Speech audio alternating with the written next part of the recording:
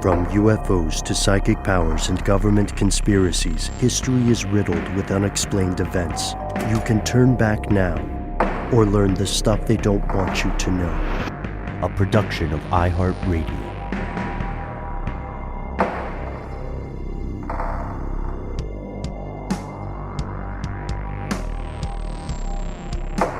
Hello, welcome back to the show. My name is Matt. My name is Noel.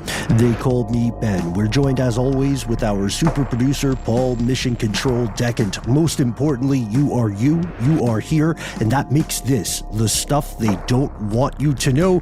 Today's episode is about an ongoing government conspiracy, a series of conspiracies, in fact, taking place all around the United States and, probably a few other countries as well.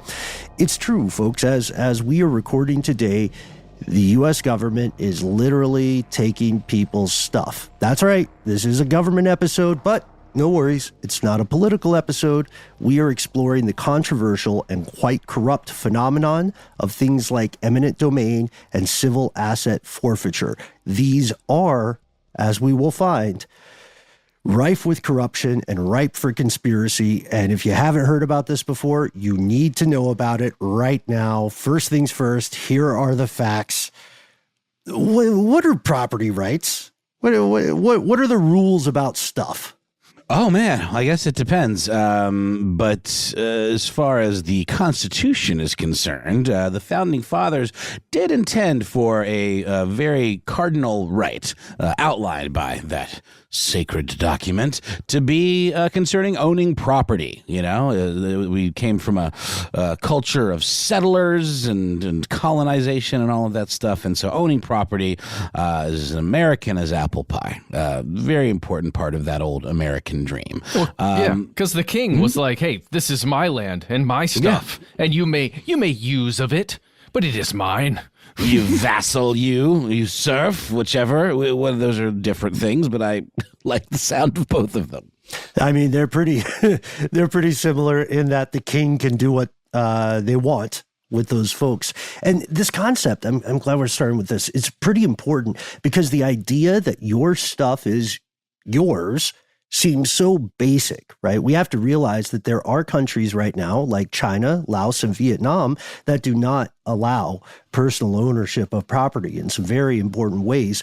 But in the U.S., generally, the idea that your stuff is yours means you can use it, you can sell it, you can buy stuff, etc., whatever you wish, as long as you don't violate the law in doing so, in theory. Well, and not to mention there's a whole industry around said ownership, whether it be title examinations or real estate lawyers and, owning, people that have to outline where a plot of land ends and another begins. I mean, all that stuff is pretty esoteric and in the weeds, not even remotely easy to understand for the layman. But don't get me started on homeowners associations. Oh, boy. My fence line.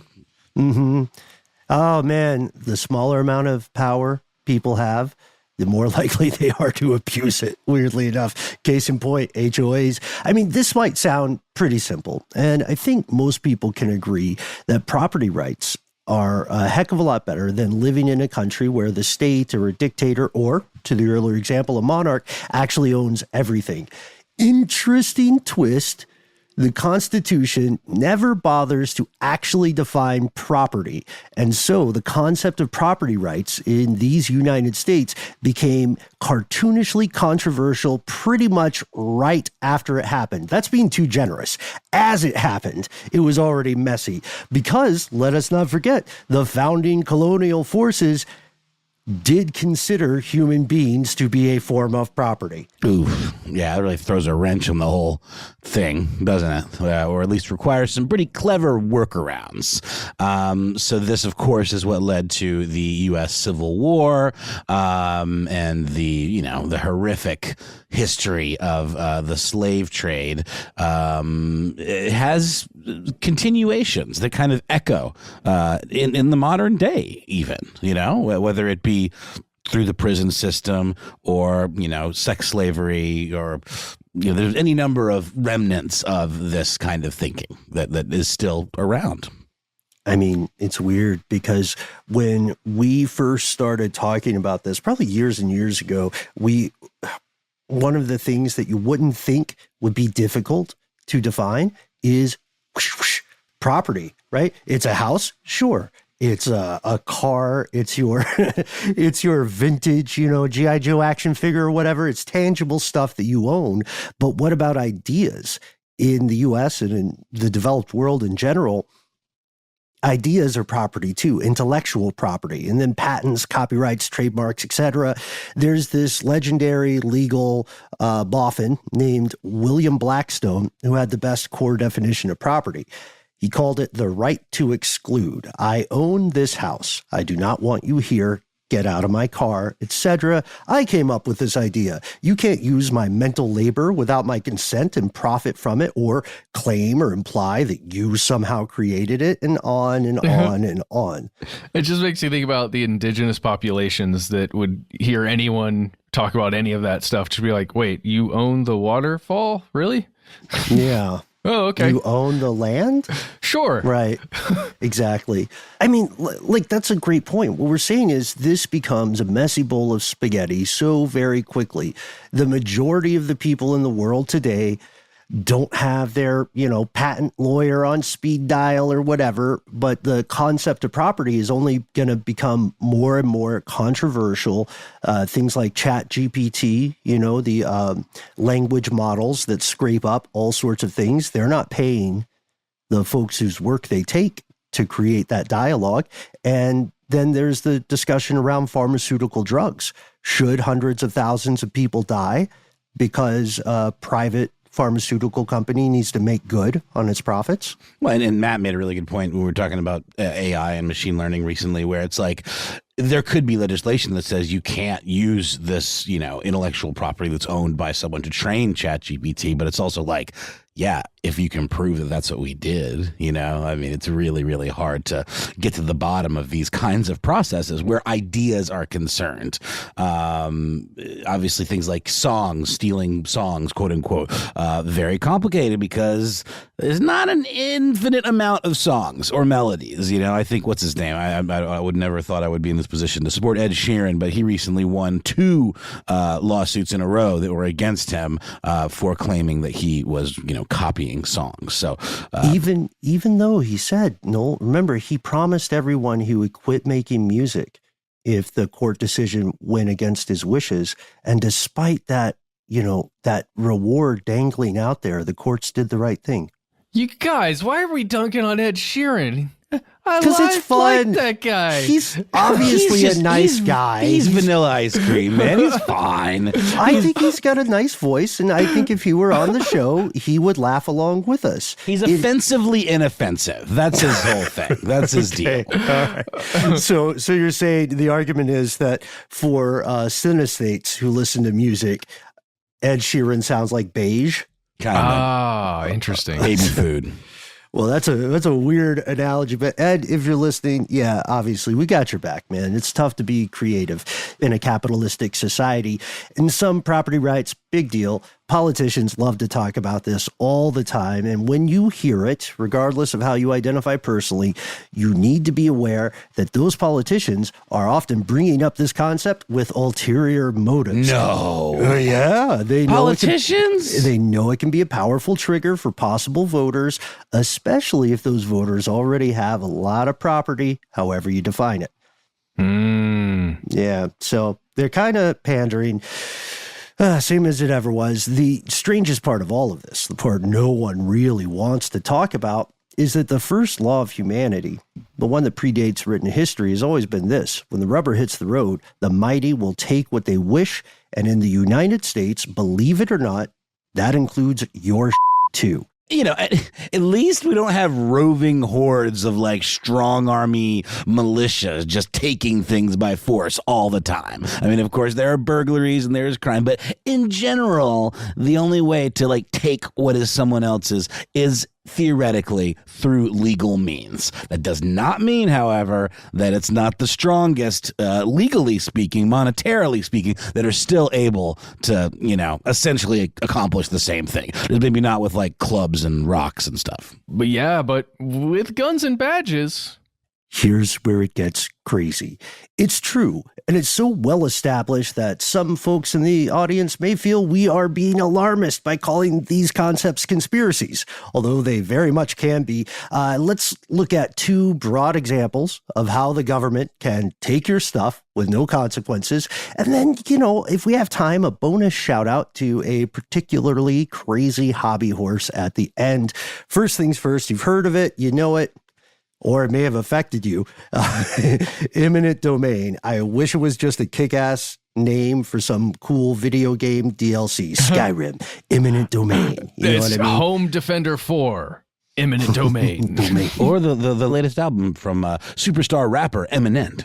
Mm-hmm. Yeah. Oh, yeah. Eminem domain. That's a missed opportunity. He'll probably have it come out. Yeah, that's the good. sequel to Encore.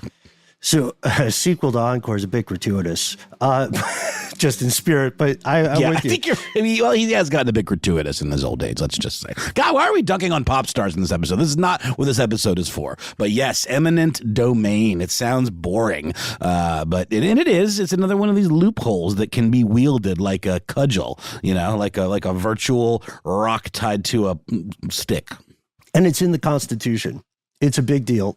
Eminent domain, which I think is an ominous name, it means government, any government, has the right to acquire private property for the public good. We are going to buy up your land because we are making a national park. We are expanding the road so that the people of the community can have an easier time in traffic. And we will give you fair market value. I got to say, but I think you're right. I think I was unfairly maligning eminent domain. When you think about it, the words put together does have sort of a ominous quality. I mean, let's think of literal on the street examples, right? Local road gets widened. Consider that example. Here in our fair metropolis of Atlanta, there is eternal construction, right? And there is a top tier SWAT team of people who drive around and put metal plates on the road. Your tax dollars at work. Love those metal plates. And it never seems to go any further than that. No, they're high value operators. You know what I mean? They put the plates down, taking the plates to someone else's department. Okay, there's a community. You can picture one in your town probably. And they have been growing for some time. You got those old 2-lane roads, where the tar is dripped over like letters in Arabic, and there's different potholes and all kinds of little idiosyncrasies. Traffic sucks because a lot of people have moved into town. Local government takes action. They say, we're going to make this road 3 lanes, or we're going to make it 4 lanes. This is great for everybody on the road. It's not great for the homeowners who live along there. And often, if these are rural environments transforming into suburbs, we're talking about large swaths of land, acres and acres, farmland, unused property, things like that. The space for those new lanes has to come from somewhere, and that somewhere is going to be several feet into the front yards or the boundaries of the private land in question. It's for the greater good, though, and it's very, very rare for the average person to fight back. Matt, you said something very prescient here. The Fifth Amendment, which does allow for eminent domain explicitly, it also requires Uncle Sam to pay people for taking their stuff. And it reads, quote, "Nor shall private property be taken for public use without just compensation," unquote. Just compensation, which is I love that. negotiable, which often, as in the examples that we've looked at for today's episode, it is, quote, fair market value, something I mentioned earlier, which is a bit odd because that's something that fluctuates, and you can have, a specialist look at something and give you one fair market value price, have another specialist look at it and give you a completely different price. Well, it also doesn't take into account sentimental value or, psychological attachment. Like, what if it's your family home or connected to a loved one who's passed or something like that? You can't even calculate that. Or your restaurant and just quote unquote just compensation doesn't give you the means to open a new restaurant. There are multiple tales of this. We're going to save you time. We might give you a few examples, but you don't need to hear us reiterate all of them. It would literally be impossible. You will have no shortage of examples in your own home state if you live in the U.S. I also want to shout out the Constitution for the awesome wordplay and pun games.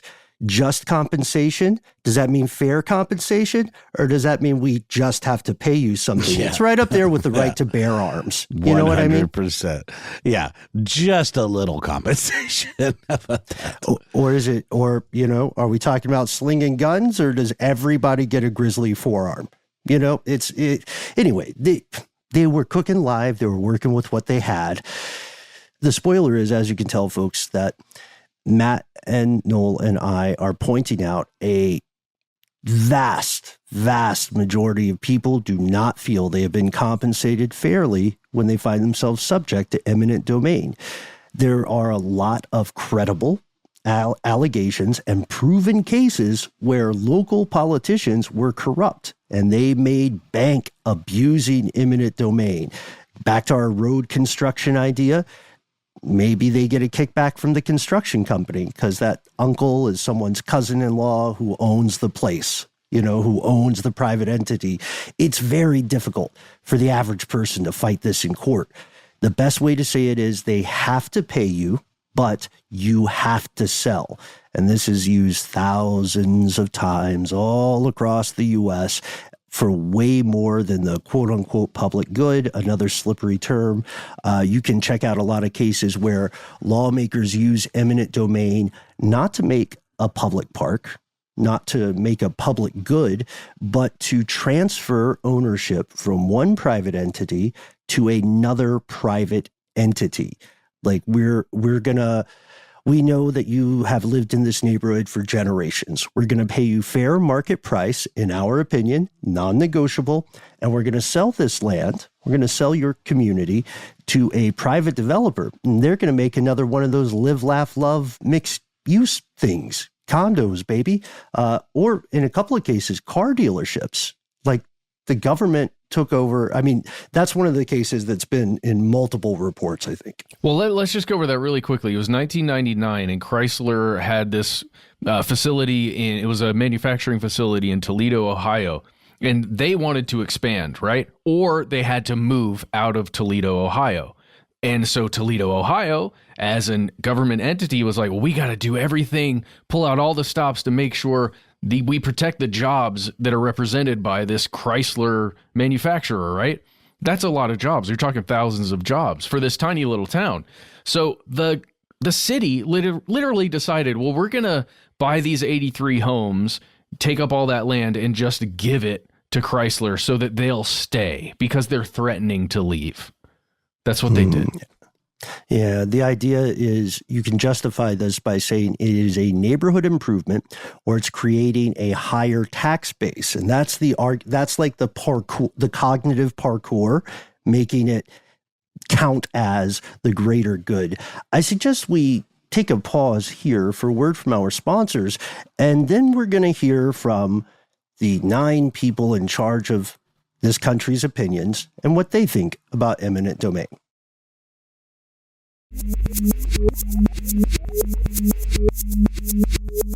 We're back. It's time for the ring wraiths. That's right, non-U.S. residents. Our country is legislatively ruled by 9 non-elected people who are in office for life or until they welsh out, and collectively they are called the Supreme Court. They've made a lot of really good decisions. They've made a lot of really controversial decisions. They get to make the final call. In 2005, the Supremes, I like calling them that. I love it. Reminds me of Diana Ross, right? They sing real good. It would be great if they delivered their opinions in musical form. But you never know what happens in those back rooms. Right. Yeah. The media is very, very buttoned up around that. So They said in 2005, in a case called Kelo v. City of New London, that, quote, economic benefits are a permissible form of public use that justifies the government in seizing property from private citizens. Not all of the Supremes were on board. I think one of the coolest ones, this gets highlighted as well in a couple of videos I think we all watched.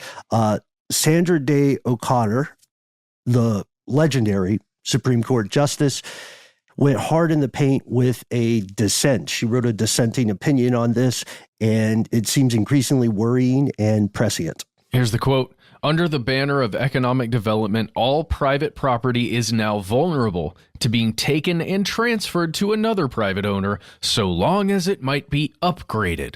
Nothing is to prevent the state from replacing any Motel 6 with a Ritz-Carlton, any home with a shopping mall, or any farm with a factory.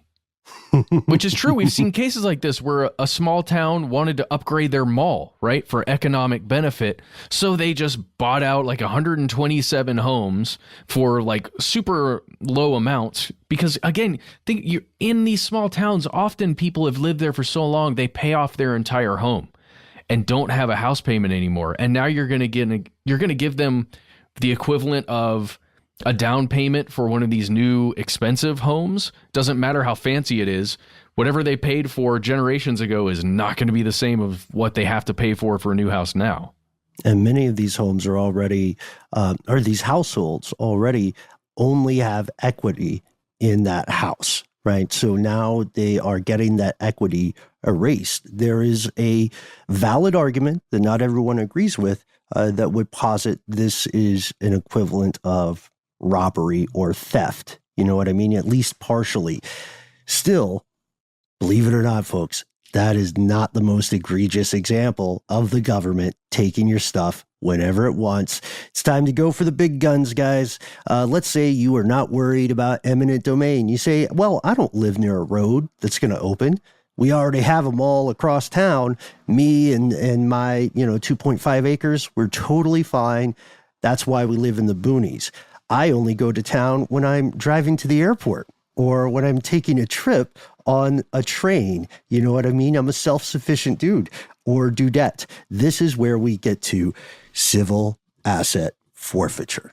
Yeah, this is a rough one, and one you're going to hear more about in depth when our Lava for Good panel hits the old feed, which should be not too far from now. But it is a concept that we talk about at length, and we're going to get into it now. Civil asset forfeiture, the idea that if assets that you possess are even suspected to be connected, that's a rhyme, to illicit activities, that law enforcement has the right to take those from you.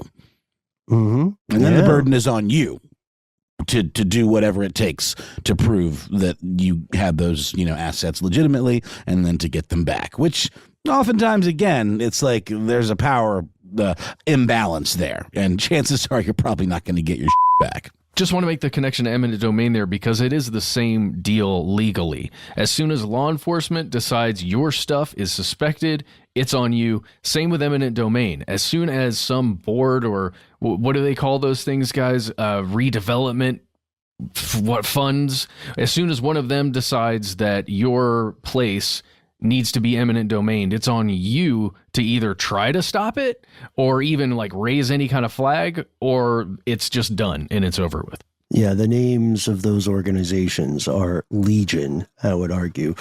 We also need to note that this primarily targets the vulnerable. CAF, civil asset forfeiture, when abused, overwhelmingly targets people that cannot fight back. It is not a bug. It is a feature of the system. And this differs from criminal forfeiture. In criminal forfeiture cases, prosecutors have to prove someone is guilty or reach a settlement before they can take your cash or, liquidate your stuff.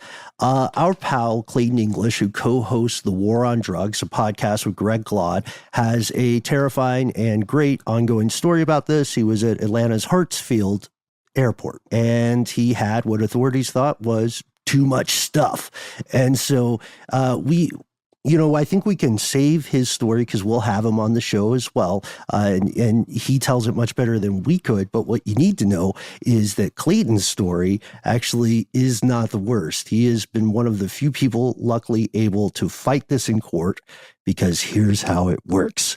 The law, law enforcement in general, DEA, Metro Police, whatever, they think something you possess has been associated with crime. They don't have to think you did anything.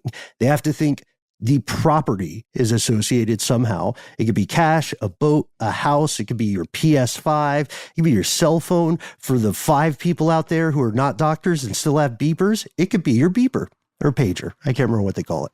Yeah, I think in Clayton's situation, it was cash, and it turns out, or at the very least, it is being alleged through a class action lawsuit that there is a pattern of this kind of behavior at the Atlanta airport, Hartsfield-Jackson, that certain types of individuals are being singled out of line and given extra scrutiny in their searches in order to perhaps turn up things like illegal drugs or cash or what have you, and with the understanding that they're going to take it.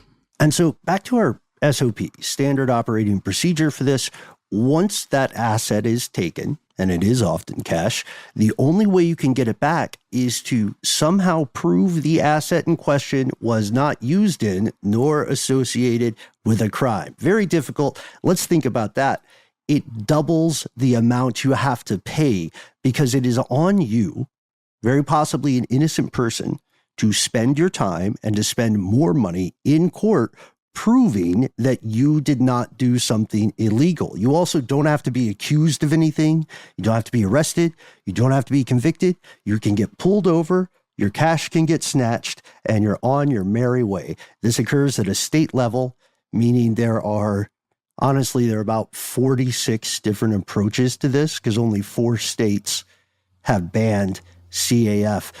Federal changes could help unmuddy the water, but it doesn't seem likely. And it's so weird that this is something that has found bipartisan opposition. People on the far left and the far right, both, it turns out, like to hold on to their stuff and don't want it to get randomly snatched. It feels very un-American. And former Attorney General Jeff Sessions said that the federal government itself has increasingly been an obstacle to reforming this. But, we're about being objective. We're about being fair here. So what do the supporters say?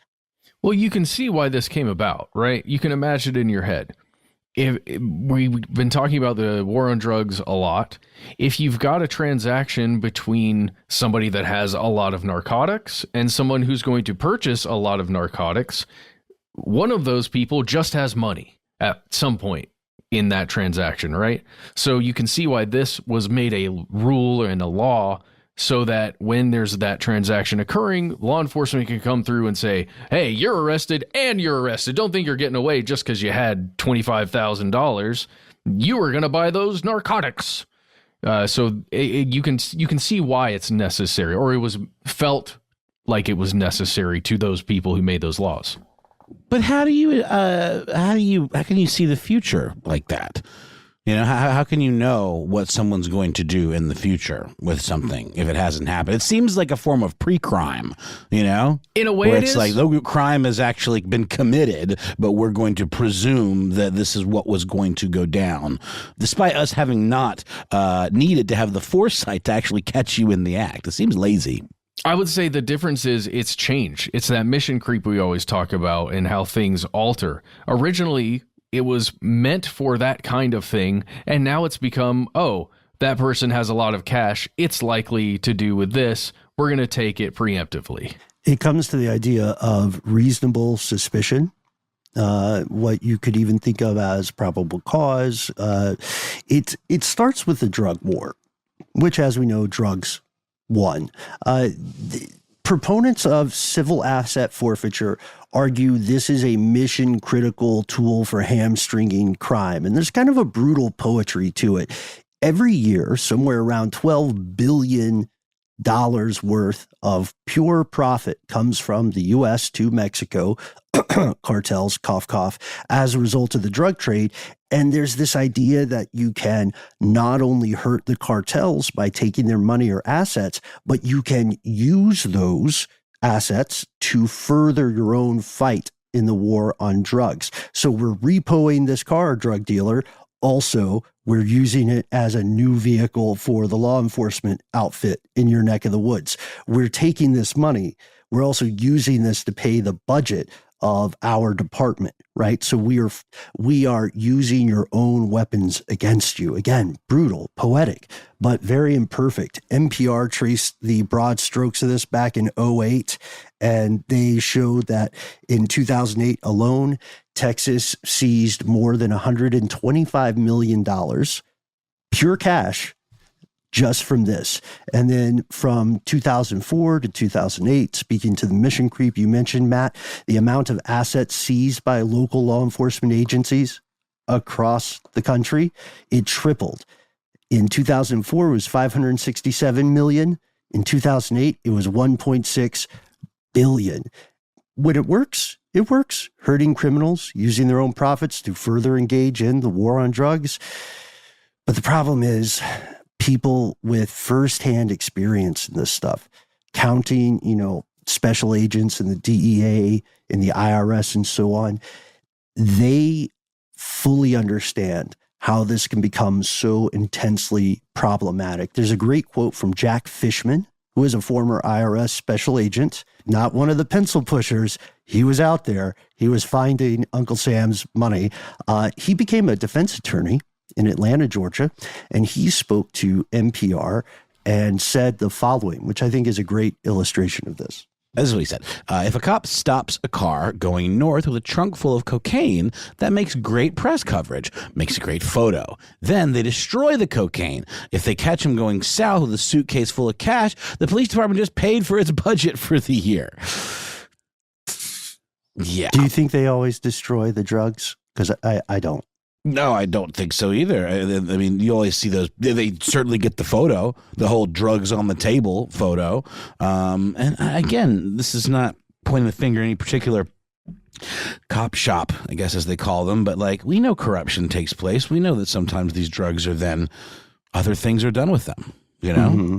My favorite way to think of it is, I can't remember the story, but there was some clever news follower had strung together local reporting from, I want to say, the northern part of South America. And it was something like local police make massive arrest and capture 2 tons of cocaine or 2 kilos or whatever. And the next story is local police here with 1.5 kilos of cocaine. And then the next story is local police promoted due to groundbreaking capture of 1 kilo of cocaine. There's siphoning happening, just like ammonium nitrate on the railways. In short, allowing any branch of law enforcement to profit from this practice, CAF, civil asset forfeiture, can lead to incentivizing action against people who have not been found guilty of any illegal activity and presumably do not have the means to retrieve their property in court. This gets nasty so quickly. Just like you were saying earlier, Noel, I think let's pause for a moment and get a word from our sponsors, and then maybe we can talk about how this goes wrong.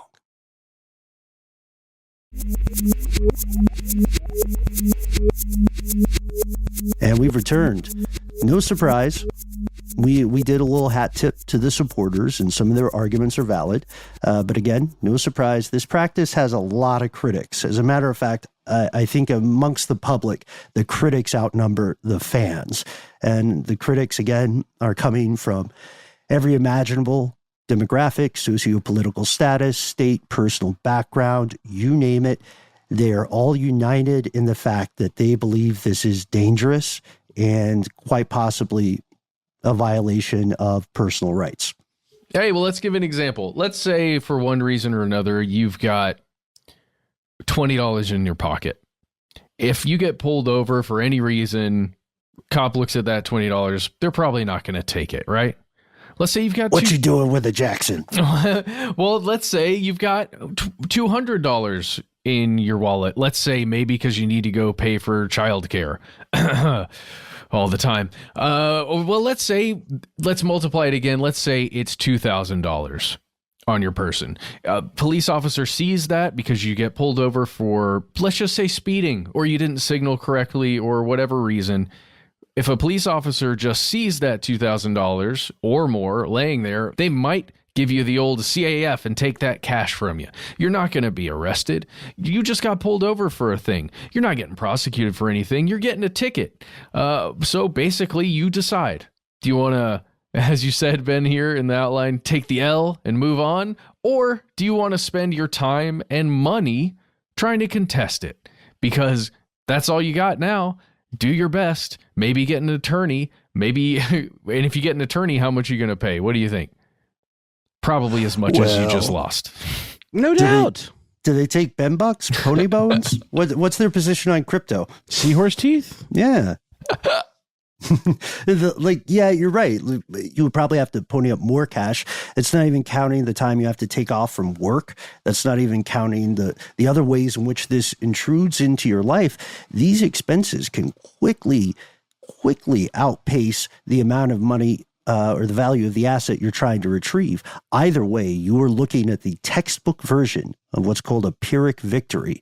You can probably win at court at some point, but at what cost? And unethical actors in law enforcement are totally aware of this. They're totally conspiring. They know about the cost-benefit calculation. Being evil does not mean you are also stupid. They have done the math as well, and the results are in. If few enough people contest these civil asset forfeiture abuses, it becomes, again, not everywhere, not everyone's crooked, but it does becomes a lot like a reliable revenue stream. Yeah. And that's dangerous. Well, and you could totally see it with the Clayton English example, the Eric Andre example. These are wealthy individuals that have every right to be carrying around as much cash as they dang well please. And the police officers find out who they are when they look them up, and they still are like, yeah, we're gonna need to take that money. That's nuts to me. I mean, this is something that got me too. Just to be very clear with everyone, inside the United States, you are legally allowed to carry as much cash as you want. Yeah. You are not, and you can go over the border out of and into the U.S. with more than $10,000. You just have to declare the amount of cash. There you go. So that you can get picked up on the other side. so that they can get you. Yeah. So, they just want to know. It's very strange when you get into these rules. There was a great, we've been talking a lot about the Innocence Project recently, and there was this great example that they cited in the Atlantic, some excellent reporting by Connor Friedersdorf. There's a young guy. It's a heartbreaking story. His name's Joseph Rivers. He's 22 years old. He's from Romulus, Michigan. He has scrimped and saved and squirreled away money to pursue his dream of producing music videos in Los Angeles. His mom is a cool mom. She believes in him. She's also a U.S. veteran. She helps him out, and together, after much labor and toil, they're able to come up with $16,000 in cash. He takes the Amtrak to Albuquerque. The DEA boards the train. They take every scrap of cash he has, and they ditch him. He can't afford to continue on to Los Angeles. He's got no way to get back to Michigan. He doesn't even have money for a phone call. Well, that's nuts. It feels like everybody in this story was watching Too Much Better Call Saul. Right. And Joseph makes it home because thankfully there is an anonymous stranger who helps him get back to Michigan, get back to Romulus. And this stranger also contacts attorneys. They did all they could. Rivers goes on to describe this person as a guardian angel. And reporters asked Albuquerque's DEA why this kid, again, he's only 22, why he got popped. No one else on the train got popped. And the agent in charge, a guy named Sean Waite, talked about what the DEA calls indicators of suspicion. So the idea being they have a rubric They are not choosing people randomly, they say. I mean, yeah, but for real, how the heck do you even find out he's got $16,000? How? How do you know? Does he have a bag that says, all my money, $16,000? Or just like giant like sacks that just have dollar signs on them, like, you know, like a cartoon of a bank robbery. Like, I mean, is the implication here, guys, that there's forethought that goes into this and surveillance? Yeah, their indicators are things like to get back to their indicators, they said paying for a one-way ticket, especially if that ticket is what they consider expensive and paid in cash, to them, that's suspicious. So they're looking at if they're one-way tickets or two-way tickets already. They've already got a list and they're just checking it twice. Okay, and then what? And then if a person is traveling to or from a city known for drug activity, AKA every city in the United States. But especially Albuquerque. Let's be honest. But especially Albuquerque? Sorry, I'm cursing a lot. This one just really bothers me. And then if their story has inconsistencies, and I don't know if everyone has borne the brunt of an investigation or interrogation by authorities, but they're very difficult to get through. There's a reason why pretty much everyone with a law degree tells you to clam up and contact a lawyer. Doesn't matter if you did anything wrong or not. Just get a lawyer. It's still nuts to me. Okay, you're traveling a one-way ticket to Albuquerque. This feels very suspicious to us. I'm going to ask you some questions. Are we talking about at like security when going through to get on the transportation? Then when the train stopped, as I understand it, the DEA boarded the train. And they were like, "Hey, buddy, we need to talk with you specifically." Yeah, they walked up with the old slow clap. What? This poor kid. Yeah, it's heartbreaking. And then another indicator is if, in the opinion of the DEA, any large sums of money that they find on your person could have been transported by more conventional means. Let's explore that for a second, because it does feel like that's kind of institutionalizing income discrimination, right? Is it illegal not to have a bank account? Not yet. Yeah. That's really frustrating. I mean, you could argue, too, that the DEA has been pushed into this situation, or law enforcement has been pushed into this situation because they're taking increasingly extreme measures to combat the war on drugs. And again, drugs are winning. So it's kind of a greater good argument, right? We might break a few eggs, but we're making an omelet of justice. Ben, delicious justice. Ben, we've got another quote here from that same agent from the DEA. Can you please hit us with it? Oh, the scary one. So, speaking to our reporter at The Atlantic, Agent Waite says, quote, "We don't have to prove that the person is guilty. It's that the money is presumed to be guilty." This money is guilty. Dirty money. Dirty cops. Yeah. This is happening right now all across the United States. Multiple outlets have explored this. We're talking all the ones you could imagine, right? Fox News has talked about this. Last Week Tonight has talked about this. Those are two very different audiences. Multiple nonprofits have talked about this. The Atlantic has explored it. The New Yorker, New York Times, you name it, the hits keep coming. And so do the civil asset forfeiture moves. They're still continuing. I mean, let's go back to the Supremes, They're going to re-examine this. The news just came out last month. SCOTUS is going to hear two cases, I believe, from women in Alabama whose cars were seized. No proof of a crime. Their cars were seized. And it took more than a year for the courts to say, oh, maybe we should give them their cars back. Now, let's just exercise humanity and imagine in such a car-centric place as the United States, if the law just takes your car, you're probably going to lose your job. You know what I mean? You might lose custody rights if you're in a situation like that. It gets very hairy very quickly. And on top of that, you have to find a lawyer. You have to fight a court case. How are you going to get to the court? You know what I mean? It feels like all of us walk around on stilts all day long, every day, to try and maintain whatever little it is that we have and the stability that we have in our lives. And this civil asset forfeiture is literally somebody walking around with a baseball bat, just knocking stilts out, just like, ha, good luck. And that's it. That's all it takes. One knock from this thing and everything falls apart. I can imagine that's a very common scenario. It's tough, I mean, it's terrifying to realize just how clearly fragile individual lives can be. If one thing goes wrong, something like this can produce a domino effect, a ripple effect that could very well change your life in the worst possible ways. Right now, CAF is outlawed in Maine, Nebraska, North Carolina, and New Mexico. So there's a little bit of justice for the good people of Albuquerque.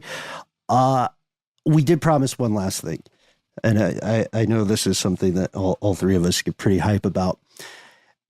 The government can take your stuff. Yes, those are two clear ways that can be corrupt. They can be conspiracies. It is totally legal. The U.S. can just take your stuff if they want.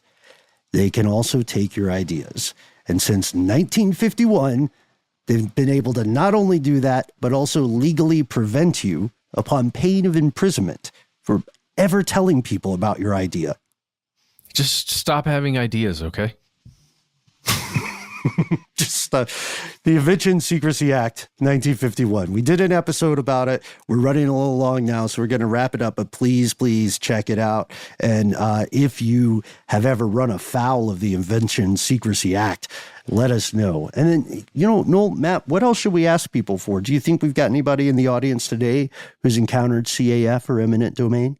I don't know, man, but the first time I heard about it was on an episode of King of the Hill where the villain of the show, Ted Wasanasan, was like building all these McMansions, and they posed some kind of like hazard because they blew over in a storm. So he used eminent domain to convert one of the lots where the house blew down into a electrical substation. And the episode ends with, the gang kind of figuring out how to get the government to build a house around it so it didn't look like a eyesore of a substation. So that's a long-winded way of saying that was my first, inkling of this whole concept. But I would love to hear if anyone's been affected by it, because we know that it can really upend lives and communities. Does anyone live in Hurst, Texas?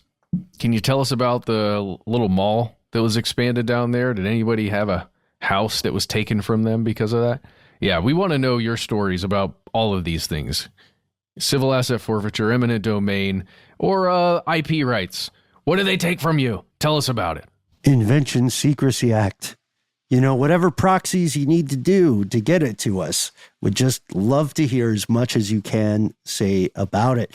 And there are a number of ways for you to contact us. We try to be easy to find online. That's right. You can find us at the handle Conspiracy Stuff on YouTube, Twitter, and Facebook. Conspiracy Stuff Show on Instagram and TikTok.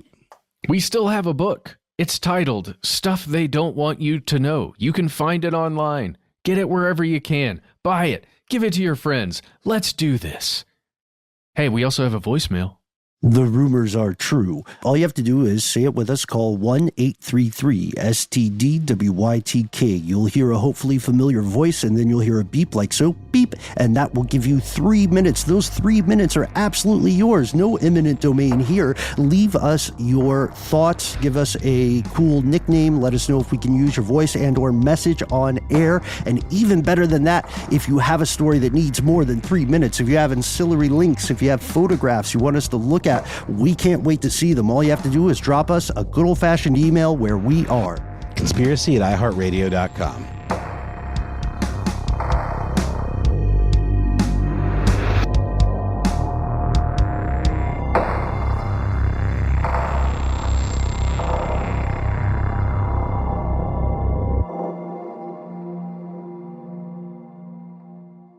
Stuff They Don't Want You to Know is a production of iHeartRadio. For more podcasts from iHeartRadio, visit the iHeartRadio app, Apple Podcasts, or wherever you listen to your favorite shows.